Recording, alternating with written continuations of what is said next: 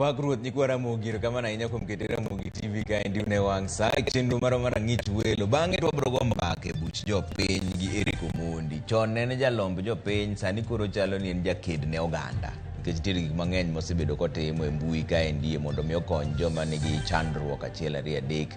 Nyicha no luongo jomoko bende ni mondo omany negi tich. Koro wabro go den baka ni to chenro gi otimo gi nikech ang'o? Odwa mana konyo jopiny koso nitiere paro moro. Mane mbaka mobrogo gi Eric Omondi seche bang' obiro ka endi saa 3 e buch jopiny umbu nyalo oro pacho 2-3-6-9 mondo winj kaka wacho. An ka endi gi Elizabeth Otieno Nyarugenya, en jaloko maro, en mwalimu teacher, en japuonj machon. On kode ka koro sani anto nyinga Trevor Ombija. Jandingo panga jo Nyakach dendo Ombija tai anyakwar guok kocha pesa. Magi weche manyien ma wan go. Nyithindo korgi ramo gi fuolo, tuoche mag diep gi be koro ng'eny. Tunalalamika kila wakati, lini tutapumzika na maji? Sirikal onyiso jopiny omed bedo motang' kaluwore gi oula mamedo daro ji e miechgi. Kar dak ma Kibera kod alwora ma Nyanza oyudo oula mapek e otieno ma piny orugo kawuono. Doho medo chungo ng'anyo mar lakteche kendo dwaro ni jokanyo duto obed gi lalruok e kindgi.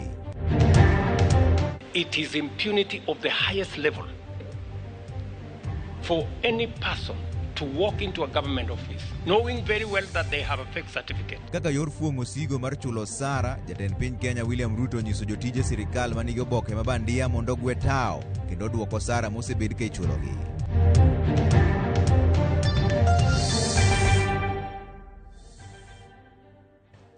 Erokamano kuom keto Ramogi TV kaendi. Doho e okang' machielo kendo koro chiko lakteche mondo dogi e tich kendo med gi ndalo 30 mar twak kod piny owacho e wi ywak magin go. To kata kamano piny owacho bende ochiko mondo tim lokruoge e komiti e komiti matayo twak mondo mi onywand jokanyo duto mabiro lalore e wi yore mag tieko ng'anyo. Kaka Judith Omondi leronwa, lakteche to pod oramo ni ng'anyo to dhi nyime e kinde ma twak pok orumo. E nyim jang'ad bura Baira Mogaya, riwruok mar KMPDU, osiptende madongo kama oting'o Kenyatta, Moi, riwruok mar Governors kaachiel gi duol ma ochung' ne osara mar jotije piny owacho SRC, ne ochopo mar winjo bura ma otenore kod ng'anyo mar lakteche. Riwruoge gi duto ne ochwalo pachgi, kama odok korka piny owacho to ne okwayo doho mondo chiw kum ne lakteche kuom dewo chike mag doho kendo miyo gi ndalo 30 mag twak. Okil mar KMPDU kata kamano okoni nyaka ne migi ndalo 14 mar twak, onge twak moramora ma osebede kindgi kaluwore ni piny owacho kosedewo gwelogi e twak. Giko ne ng'eto ne otim kendo ma okwongo ne en ni mondo mi tim lokruoge ne komiti matayo twak e wi ng'anyo mondo mi obed ni onyalo nywando ji duto ma ng'anyo ni mulo. Kaka ne ni ng'eto ma okalo, chik machungo ng'anyo mar lakteche pod ne ochungo kum moramora ma osechiw ne lakteche manie ng'anyo nyaka chop ng'ad bura ka bende okon lakteche mondo ne ni lakteche obede osiptende kaka Mathare Hospital, Kenyatta Hospital, Kenyatta Teaching and Referral Hospital kaachiel kod Moi. Riwruok mar lakteche omor kod ng'eto ni magikoni dhi miyo gi thuolo mar twak, kata kamano ng'anyo to pod gikoni dhi nyime. Wana kaka yun wacho ni obo dhi medore gi mbele ni gigomo ni kata ko ndalo 100 kata ndalo 200 kata ndalo 300 ni mar mondo gomo ni orum ok bibedo gi threats ma sirikal miyowa to rum mana ko bedo piny gi sirikal mondo wang'e ni gik mano winjore ka biluwo gi matimre kaka dwarore. Mokwongo odwa ni dakteche ma jotieko matiegore maluongo ni interns ka or gi winjruok man wan go mar CBA. E ute thieth mag piny owacho pod en mana pap kuom dwe koro.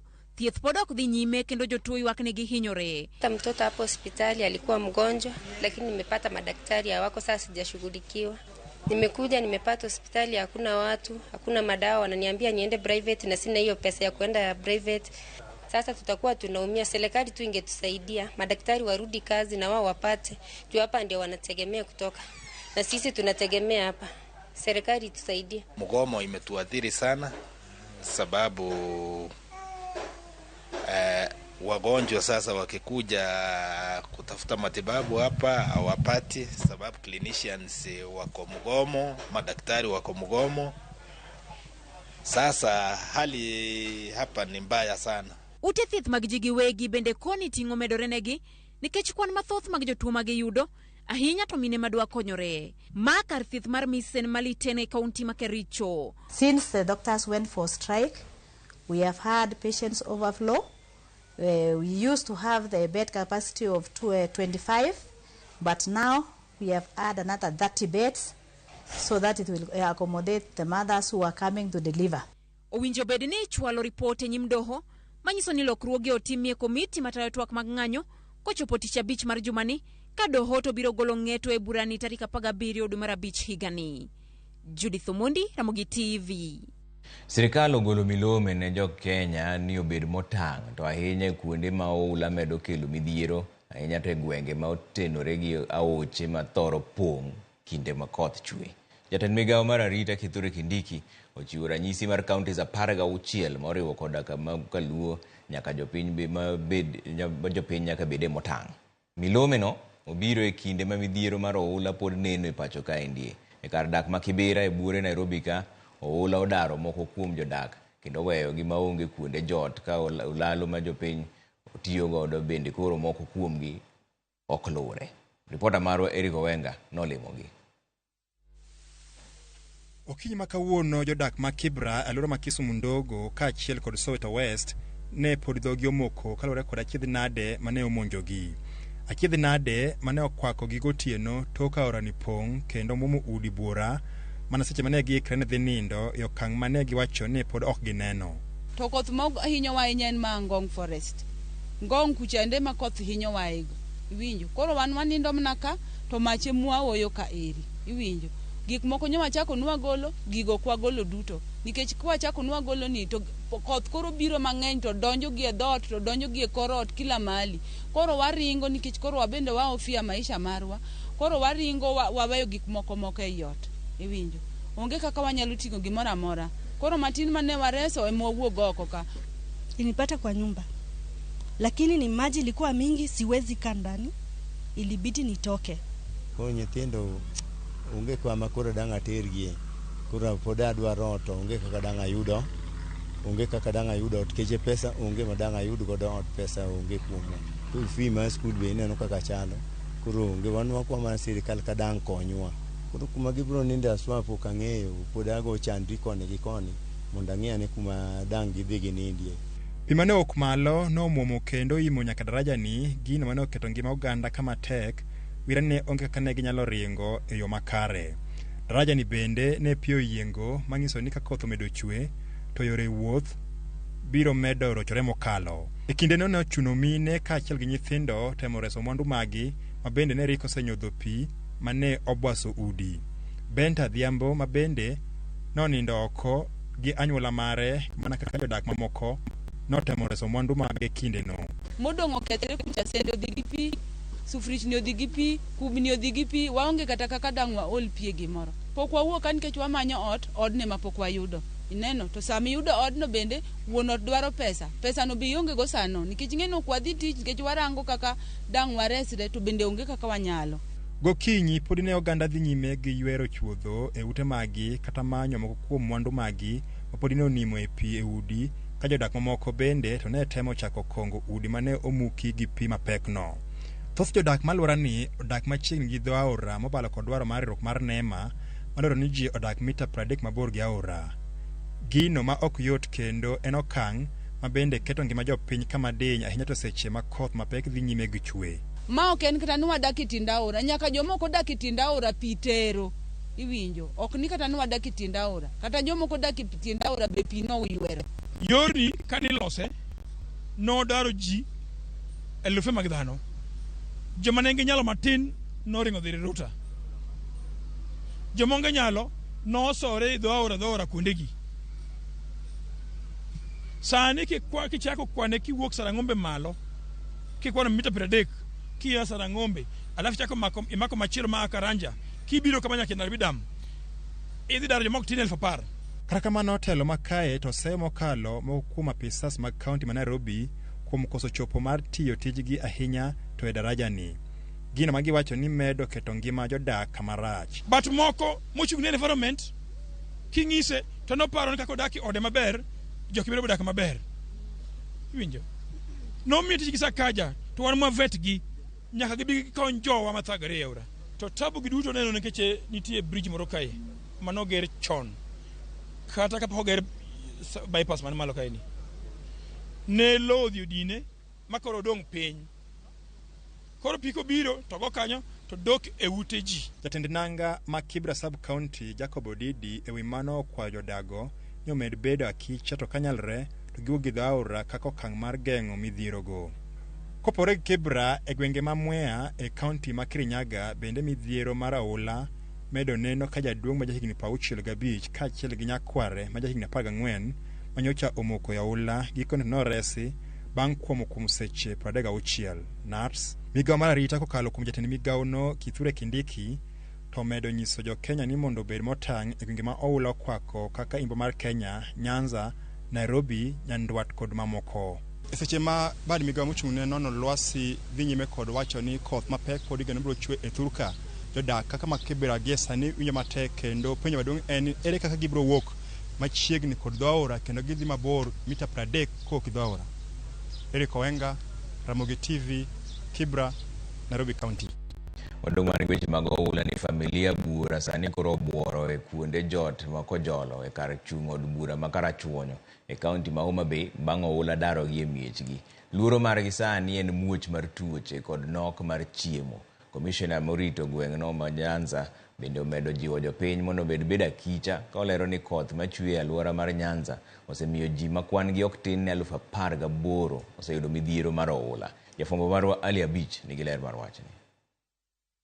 Skul primar ma Kubuya ka chur bura ma Karachuonyo sani olokore kar jot manyien ne familia maromo 300 mane pio ulo rimbe miechge. Klese manitie skundni ema koro giloko kundegi mag nindo kod nyithindegi bang' ka pio ulo oseriembogi e mieregi kendo gin kod luore wi tuoche manyalo jokogi e kambini kaluwore kod dhungruok mag ji kod chido mar kamagi joteni ka kech bende giywago ni oromogi. Kaka jamni kwa onge, kaka wanyalo tedo onge udi otimo pililo kuonde mwanyalo jotie ka wabiro jot Kubuya ka bende wang'enywa hewo kae ko thothwa moko dak obedo jot kuom jowadgi to wan koda chandruok nyithindo tuore wan koda chandruok ka wanyalo konyowa to ukonywa nikech kama wadake rach cham manyichwa puro chamo dhi duto wang'eny mwaingo classes gi nyithindo korgi ramo gifuolo tuoche mag diep gi be koro ng'eny koro pek mwaneno wakwayo mondo gikelnwa yedhe gikelnwa nets. Oganda gi bende ywago jambgi kod mwandu gi magudi ma giwacho ni piola ne oywero ma odhigo ka kambi kama koro gi joteni gidwa ni mondo sirikal omanye kaka inyalo resgi. Msaada jamani, tunaumia, maji yanatukumba kila wakati, hatuna pa kukaa, makao yetu tumeondoka miji yetu. Angalieni nchi yetu baba, kama kuna uwezekano. Tunalalamika kila wakati, lini tutapumzika na maji? Peka chielo bende familia mathoth maseno jote skul primar ma Osodo kod Simbi dispensary nigo ka pis jaod bura ma Karachuonyo adipo kuome manochulo kony mag chiemo ne familia go. Wacho ni kony mathoth mag chiemo kod mwandu mamoko pod dwarore ne familia go. Jogi kaka gidak ka jogi ng'eny kendo gini o affect kuonde mang'eny Karachuonyo kaka Osodo, Bala, Simbi. Omiyo siche gi ofis mashimiwa oneno ni wakel kony mar chiemo to chiemo wakelo gi be okrom. Gidwaro tents nikech wang'eni skul ibro yaw machiegni odong' 1 week kende. Gidwaro tents, gidwaro chiemo manyalo konyogi ka gin ka nikech chiembgi nokethore pi kucho. Gidwaro gige tedo, gidwaro thieth nikech sani koro oyudo ka tuoche mag kor tuoche mag diep bende koro medore nikech nyithindo chako tugo gi pi molil. Commissioner e county ma Homa Bay Moses Lilan yango ni oganda maromo 1,731 pio ula osedare miechgi e gwenge mopogore e county ni kendo gitimo magi nyalo mar konyogi. You know, the total displaced population as at now is 1,731, you know, combined. National government also, we are mobilizing our response, particularly in terms of relief food. This is already a process that we are working with. The county government similarly are also working towards ensuring that we respond to this issue. Magitimore ka commissioner gwenge mag Nyanza Flora Muorowa to je oganda modak e kunde ma ula thoro dare jopiny counties ma Kaluo mondo yudar kunde go eko kanyaka sani familia madero 18,000 kod 900 oula osekilonegi peke counties 4 ma Kaluo. Affected persons in Kisumu County are 4,362 while the displaced households are 34. Siaya, 80 affected households. Then we have Homa Bay, 1,731 affected families. In Migori, we have 12,800 affected families, 53 households displaced. Kisii and Nyamira are not affected. We are requesting them to move to safer grounds. Alia Beach, Ramogi TV, Homa Bay. Jatend piny Kenya William Ruto kone migao mar wuoth kod apaya ni otim duto madwarore mar duoko chien kwan mag tho mabiro kakale masira mag ndara. Ruto nomedo nyiso jatend migao no Kipchumba Murkomen ni oneni masira mag ndara odok chien gi atamalo 50 ni olose kinde sidho chenro ma sirikal oketo mag thiro masira mag apaya. Jafwambo marwa Walter Nyambaga miwa ler mar wachni. Road Safety Action Plan 2020. E kinde sidho yanga lai mar chenro manyien mar tiyo makare kod apaya mane obagi KICC boma Nairobi, kama jatend piny William Ruto ogole koke kendo keto migao mar wuodhe kod apaya e orindi maliet ni oduok chien kwan mag jok ma wito ngimagi kokale masira mar ndara kod atamalo 50 kotelo ne Kipchumba Murkomen ne nyalo biro nyono lot ka kwan no medore. Every year the numbers are going up. Waziri and your team, the numbers have to come down. 1 year from now, we will have another meeting. And in that 1 year from now, Kipchumba Murkomen, you better come and report to us that the numbers are coming down. Otherwise, you will be in a lot of trouble. Jatend piny ochiko migao mar wuodhe mondo chak chiwo kum mar fwai makanyo kanyo ne jok mokadho chike mag apaya kolero ni rito ndalo 90 bor kaka osebed ka itimo. We have discussed, we have talked about instant fines for a very long time. Waziri, please, instant fines, 90 days is too much time for you to wait. Let's do it so that we can get everybody behaving because they know somebody is watching them.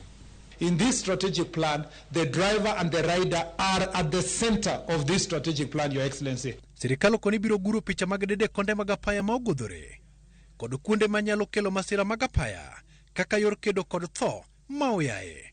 Majority of our junctions, majority of our blind spots, majority of the areas that bring danger to road users will be on camera. Ogai mar obila Jafet Koome kod kanyakla mag ogul mama mag ndara ochiki mondo tim machiegni kod duol mar NTSA mar kawo okang' ne jogo moketho chik mag apaya. There has been some disconnect, sometimes competition between these two agencies. Mr. IG, Mr. DG, please, I expect greater collaboration so that we can see results coming down. In many of our matatu termini, there are wines and spirit shops. The drivers and touts, as they wait, isn't it? Forward circle, my friend. As they wait, wanakunywa, and then they go and drive those vehicles. Excellency, I have closed 150 of those wines and spirits that are at matatu termini. Derepe majandiwo mang'wel koneno bila mag ndara okon mondo tang' ka kuonde mag kuota ndiwo mantiere kuonde meidhe geche bende olor. In the public sector, our justice, law and order agencies must coordinate the sustained robust law enforcement by ensuring that offenders are detected, apprehended, prosecuted, punished swiftly and transparently. Corruption is an enabler of impunity. Sirikal koro medo golo siem ne derepe maluchore kendo buto koneno gulmama kendo kwepo mondo minongi ka sirikal otelo ni ng'ech neno koda wang'e. Walter Nyambaga, Ramogi TV, Nairobi. Jatend piny Kenya William Ruto golo siem ne jotije sirikal mane otiyo gi oboke mabandia e yudo tije go ka owacho ni mago gin moko kuom ji ma osekelo sigo mar sirikal e chulo osara. Jatend piny osiemo ji makamago mondo gwe tao kendo duoko osara ma osechulgi. Ne oloso romo mane okelo kanyakla jokanye twak ewi yore mag duoko piny kwan omenda ma itiyo godo e chulo osara mar jotije sirikal. Jafwambo marwa Chris Owino nigi ler mar wachni. Dweche ariyo bang' duol mochung'ne ndiko jotich mag sirikal PSC yango nitiere jotich 2,000 mane oyudo tich kod obok mabandia mag somo jatend piny William Ruto ogolo chik ni jotich makamago ogwe tao. Those who have fake certificates working for government at any level, please surrender and walk away. Because it will not be business as usual as we go into the future. It is impunity of the highest level for any person to walk into a government office knowing very well that they have a fake certificate and actually get a job. Kaulos e kinde loro galamoro mar ndalo adek ewi osigo mar osara e karomo mar Bomas of Kenya, Ruto osingo mar rakore aching kod jotich makamago. I'm already Sakayo, so there is no problem. If the country is going to get where we want it to go, I don't mind names. Yeah, I don't mind names. So long as we get the country where it should go. Jalup jatend piny Rigathi Gachagua osiro wach makamano ka olieko ni kata jotelo e sirikal mamalo kod sirikal mag counties ni kod obok mabandia mag somo. Unajua ni mtu wangu, lazima nikwambie ukweli. Watu wengi wako kwa serikali, wengine magavana, wengine heads of department, wengine wamekaa huku, wengine wamekaa na wewe hapa. Makaratasi yao iko dosari. So you will have to make a decision. Na sijui nani atakusaidia. Ewi paro mar duoko piny osigo mar osara nyaka atamalo 35 mar yuto mar piny Kenya, Ruto onyiso geno mare ni lek makamano dhi chopo kare higa mar 2027.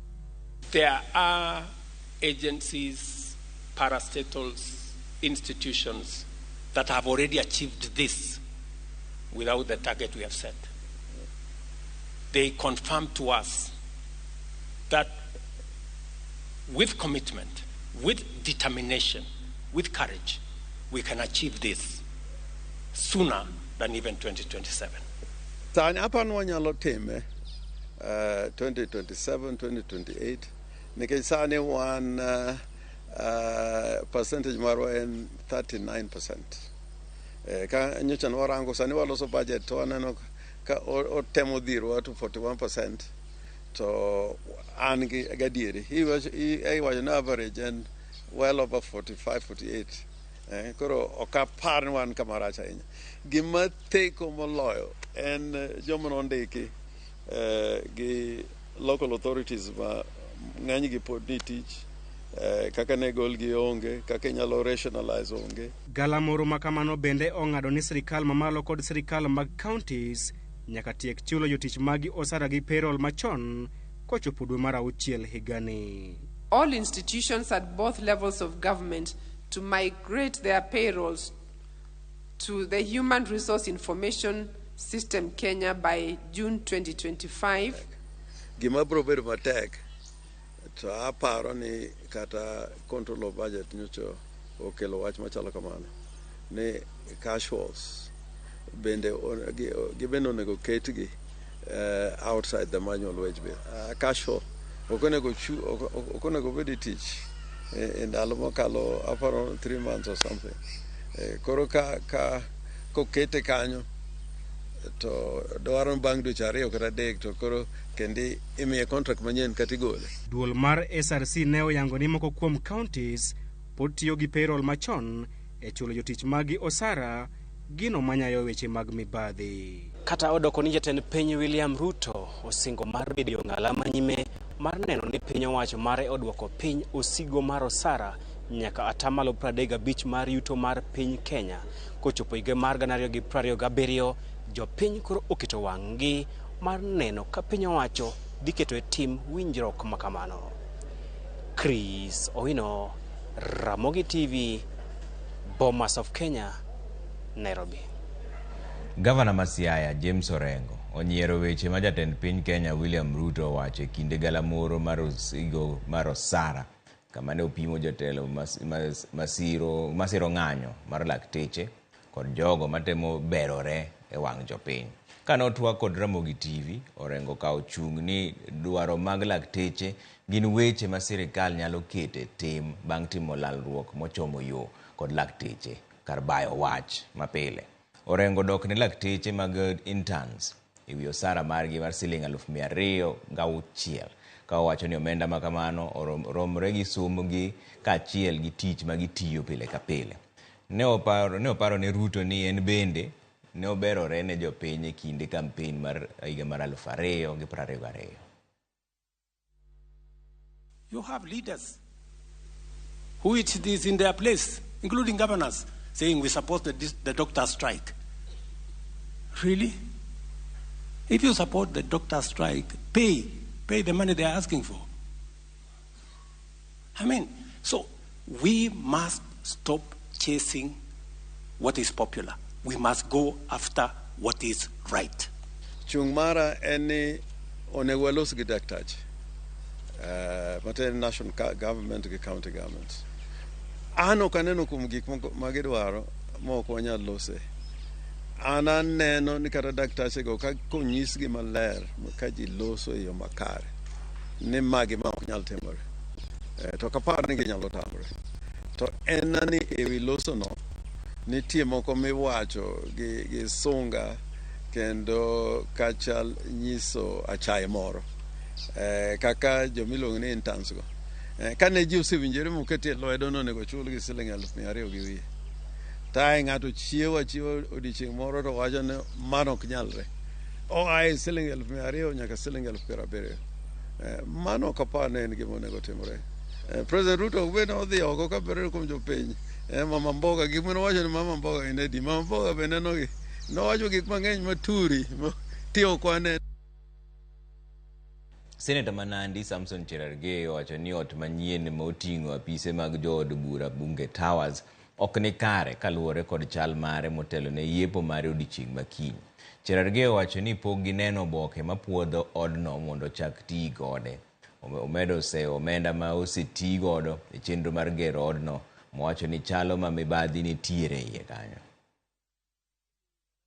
Niwaambie wale ambao wanasimamia, ukiona moshi inatoka ujue moto iko. So wasiassume hizi vitu tunasema ni vitu za hivi na hapa na pale. We want to do the right thing because we are the lawmakers, we do the oversight and we want value for the money of Kenya. Kwa sababu hizi pesa ambazo ni zilijenga Bunge Tower si pesa za Cherargei ama za mtu fulani. Hizi ni pesa ambazo ni kodi ya wananchi. Na pesa ya wananchi lazima kukuwe na value. Kwa sababu hizi maofisi ambayo tunapewa ni ofisi ya public institutions. Tunataka zikuwe na zile facilities za kutosha, tukuwe na value for money. Kwa sababu kama tunaweza tumia pesa hivyo bila kuwa na njia ambayo inafanyika, and then it is very unfortunate. Ai wadi yumro machuo kodogo to podwa ngichi manyien mobro kelo irika india no kuoro ote marware adek auchiel no. Ramogi TV wachre ni sirikal lwete bor. To karere kaka ginyalo ndiko joma nigi otas mabandia. Mano ranyisi mar asoya ma omuomo nyaka sirikal ma Fred Osuru kani Dandora. Erokamano ahinya Fred. An Lawi wuod Adori kan Renya. Aneno Ramogi TV atimo mos ne jowa maula chando. Erokamano ahinya Lawi. Aneno Ramogi kama kawaida maendi Ochuka Derek Ochieng kawuok Chemelil Goliago Village. Akwayo nyikwa onagi modak e dho aorni mondo dhi kuonde ma oula ok nyal chando gie. Erokamano ahinya nikech okodwa ni jowa ohinyre. Erokamano ahinya wabedru mana oro ote wagi kada bro somo moko kuomgi bang' dakika moko machuok.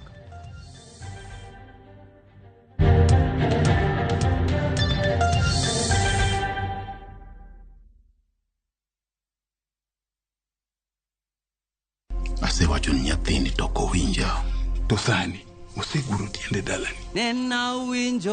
In a world where faith, fear, sacrifice, and the complexities of father-son relationship collide. The son must choose his path and his own legacy.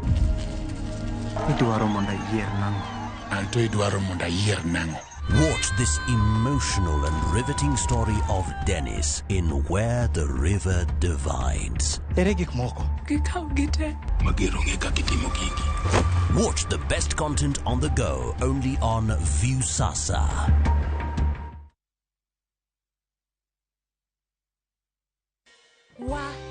lakini vile hii ekonomi imetufinya, ilinibidi kubadilisha sabuni nikatumia ingine rahisi. Bala, ilibidi nioshe kila kitu mara 2. Sikuwa na otherwise, nikarudia Ariel. Ariel, usafi bora kwa mwosho mmoja tu.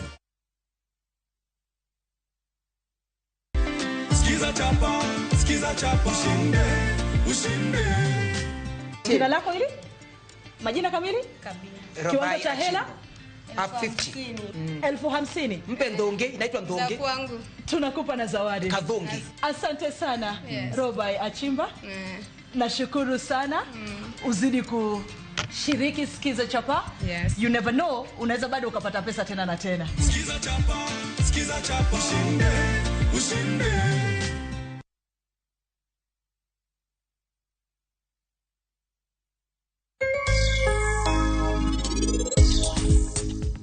Alot mar osuga en achiel kuom alode ma waluongo gi dho ngere ni traditional crops. Kiseng'eyo puothe gi area mida lose, tibiro ilude ka nasari, to kawo jumbe moko 3.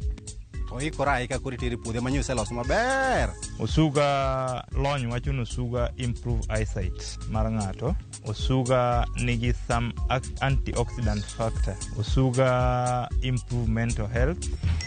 Nimeget airtime. Airtel Money inakuokolea. Really? Ukiwithdraw chapa kwa Airtel Money agent inakurudishia hiyo transaction fee kama airtime. Thank you. Karibu. Airtel Money makes your life kidogo better.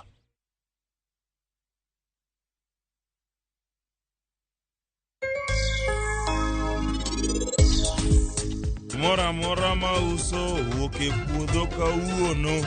Mora mauso wuoke puodho kawuono.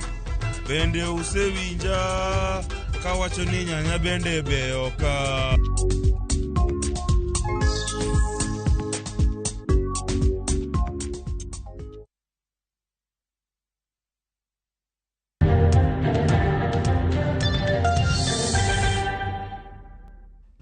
Kamano kumketera Mogi TV ka ni speaker mar od bura ma Nairobi Ken Ngondi okwayo oganda jo Islam ng'uono ewi video maluorore mbui ka nyiso ka gima ochuno miyo moro ma ja Islam gi mos e yor kweko. Ngondi wacho ni mano picha ma itiyo godo mondo keth nyinge kendo thuye gi oganda ma jo Islam. Ma ndio miyo omewacho no miyo luor jo Islam kaka dinde mamoko. Speaker olero ni achudhe osebedo ka tiyo gi picha no mar lodho kuome omenda. Pichano ne ogoye kinde mane gibedo kod nyasi mar ringo di chieng' nyuol mare ma MCAs nochokore od bura mar Dhiale. Tend od bura ma Nairobi kotelne kod jatend kweth mathoth Peter Mwatok okoni gitimo nonro. Of which Honorable Fatuma has raised concern about that issue immediately. We went to Honorable Speaker and we addressed it. He immediately apologized and withdrew it. And we don't understand why this issue has to come on after 1 year, 8 months later. En gima rach saidi no ganda na no yer manobiro ka. Ne paro ni ka jaluo ni an speaker. Tabiro konyo gi yor moloso pesa. Kata yor manyo pesa gi Mahati. An onge ne okonyola ja Mahati to yo manyalo konyo godo ng'ato mondo many pesa gi yor Mahati be aonge godo. After failing to extort the speaker for more than 1 year and a half. However, the matter has been taken up by the Powers and the Privileges Committee, which is going to summon all the members who are involved in this musketeering. We are living in an environment right now that you can't even speak to the majority leader as a lady. Because when you speak to the majority leader, someone is going to twist the whole story and say you are sleeping with the majority leader. For members who are involved, and it's very unfortunate that the people who are saying this are the people who are actually honorable members in this assembly. It is paramount to know that the people who are circulating that are the enemies of this assembly. Moko kuom josiasa mano yiere lemo mag siasa e kaunti ma Migori ojiwa chiel mar oganda kod dwaro mar tiyo kanyakla ma ok tim siasa ma wew kaka osebedo ka timore e kaunti no. Jafumbo marwa George Juma miyowa ler. Higa achiel tok yiero maduong' mar gana ariyo kod 20 siasa medo gidore e kaunti ma Migori. Moko kuom josiasa e kaunti ma Migori osebedo kabayore wach koni kod koni to ahinya kuonde romo ma oting'o liete. Liet mar siasa e kaunti ma Migori ok nenre mani kuondego mag romo ma oting'o liete kende, to kata e kuonde romogo mag mbui ma oting'o Facebook kaachiel kod WhatsApp. Siasa osechako sako it ji, to ahinya e komno mar gavana, seneta kaachiel kod woman rep. Ng'eyo koko ma ji go koda gi mago te kendo ok obadha. Emomiyo ang'eyo sama imedo gia gi sama iojo gia. Sani aojo mana gia. Ng'ato ka ng'ato nigi nafas mar kwayo kura kumodwa kwaye. To sama wawuoyo ni kwa kura pok ochopo. Pok watieko higni 2. Ito ere tich midwa ni sani Ochilo onego bed nosegero gimoro maduong' moyawo gi higa 1 gi dweche 6. Wan wasetieko jawendi ni wanuoyo wuodu kendo ok wabichungo ng'ato nyatete. Koro ka in gi constituency 4 misetelogo nikech nyathi ka nyadiriyo girongo ga wendo, jachung' no biya mondo an chak lendo gi chien kibiro mbele. Haleluya. Moko kuom josiasa e kaunti ma Migori ka otele kod gavana ma Migori Ochilo Ayacko kod jubeno ma wendo Walter Owino ma oriko ne wuoyo e kinde hik mar jambete machon Leo Dero e gwego mag Awendo ne okone josiasa mondo koro duok liet mar siasa piny kendo ket maino e tiyo ne jopiny. Mara yan ma pile ng'ato kodhi dalagi kar mondo nyis jodalagi gik mosetimo osigo Ochilo ok otimo. Waluore uru jodalawa. Ochilo wantie josiasa ma nyaka ne yie onge gima long'o ma gisetimo ne jopiny, to sani gisechako siasa mar manyo kombe mamoko. Gima inyalo nono go performance mar Mujumbe en contribution mare e parliament. Bech gik moko dhi malo, to jok mowinjo yal kuro oringo jowete gi ringo. Moro biro lwero ji Migori ka. Gavana wan ka wano maber kuja twasikonyo ni Migori. Ani tij county government chandruok ma kipenjo ng'ama nie yero nyalo kono dwa kada we. Nikech jopiny dwaro gik maonge, sama malo be onge. To higni manyo gavana ochako go tich jokama. Kokin ng'ama nokawo tich kuomwa maber man gi gik moyawo. Onge gimiyawo Migori ka nja onge. Maene osiko jubeno ma wendo Walter Owino mane okon josiasa mane oyier leo mopogore opogore mondo koro we jowetegi mondo koro ti. Adwa kwayo police ga mowuok Migori County mosechako monyo law ne kom mar gavana ni wamiye gavana Ochilo Ayacko thuolo otine jo Migori. Onge ng'ama dwa wacho ni e thuolo moyierwa cha nitie tich mosetiyo e kom moyiereno mogero gimoro monyalo tango ne ji. Gijiwo riwruok mag jotelo duto e kaunti ma Migori kaka yo mar kelo kwe kod nyayo dongruok e kaunti ma Migori. George Juma, Ramogi TV, Migori.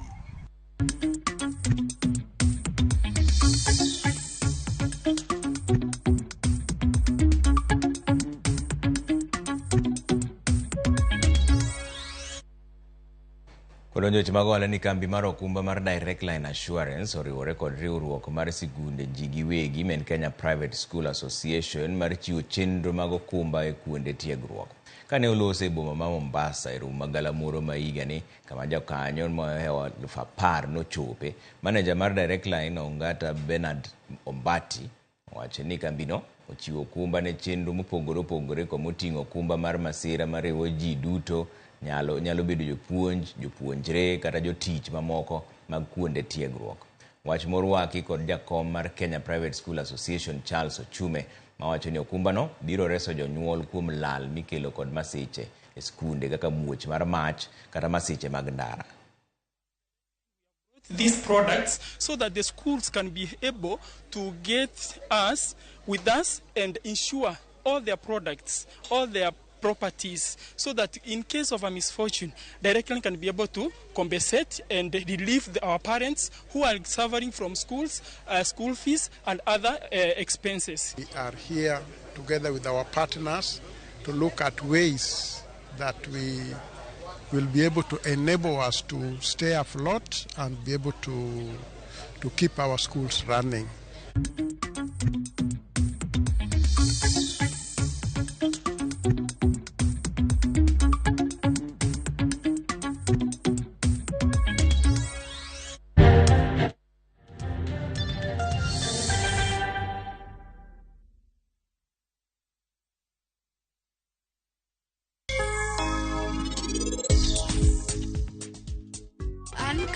madho kahawa na aneno ka mana gi wang' achiel. To ka anasema dho kahawa na maber, wengine te yaore ga dichiel. Mora mora ma uso wuok e puodho kawuono. Mora mora ma uso wuok e puodho kawuono. Bende usewinja kawacho ni nyanya bende beyo ka. Wan wasebedo ka wanyo nyithindo machal kodi chakre dwe mokalo cha. Koro bi mondo wadhi. Nyaka keri ka polis. Nimeget airtime. Airtel Money inakuokolea. Really? Ukiwithdraw chapa kwa Airtel Money agent inakurudishia hiyo transaction fee kama airtime. Asante. Karibu. Airtel Money makes your life kidogo better.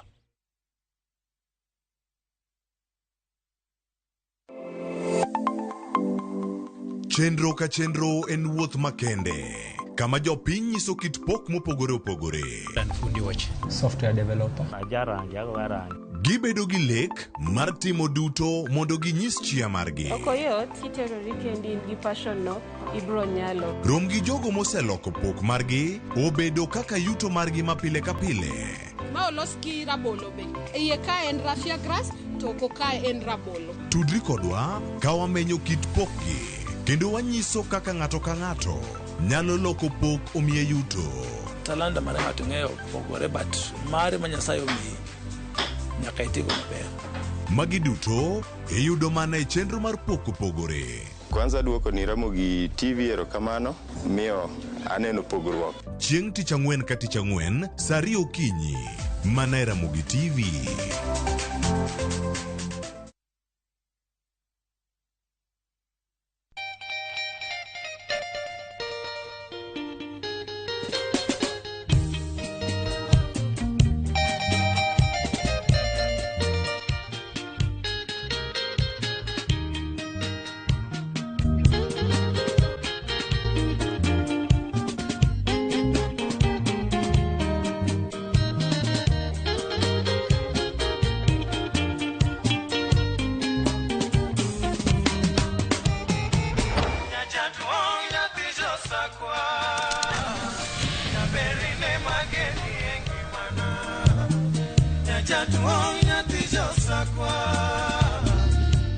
Radio Ramogi, Cartoon Jaluo. Radio Ramogi.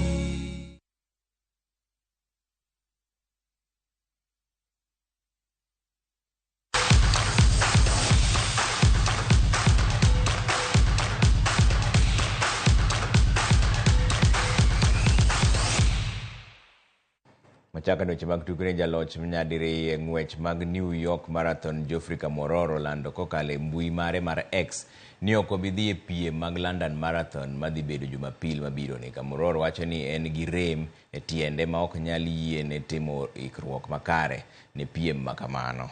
Korka jok mamine Bridget Kosgei kod Tigista Asefa mar Ethiopia emineno ka nyalo bedo e ngala mambele e laro midila mar Goldi. A celebration to the finish line. Geoffrey Kamworor of Kenya is the 2019 TCS New York City Marathon champion. Riwruok matayo tuke mag ng'wech e Thurka Athletics Kenya oketo mise mar neno ni duoko mag ng'wech e kinde mabiro obedo maberie moloyo. Maendi en kaluwore gi okang' margi mar yawo kambi mar orako ne jong'wech manie bwo higni 20. Piem mag jong'wech mar raga biro timore Peru dwe mar 8 higani. Kocha mar tim jong'wech mar raga Barnaba Korir wacho ni gibiro bedo ka giyawo kambi ne jong'wech e sikunde kinde ka kinde.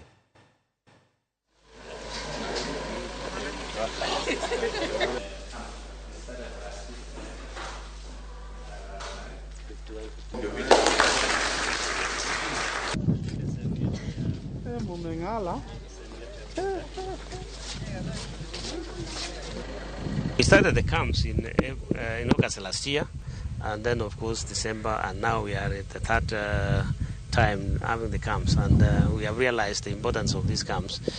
The support from the government has been very good, and we are happy about that. The period for April have started, and it just started at the middle of competitions for primary and secondary schools.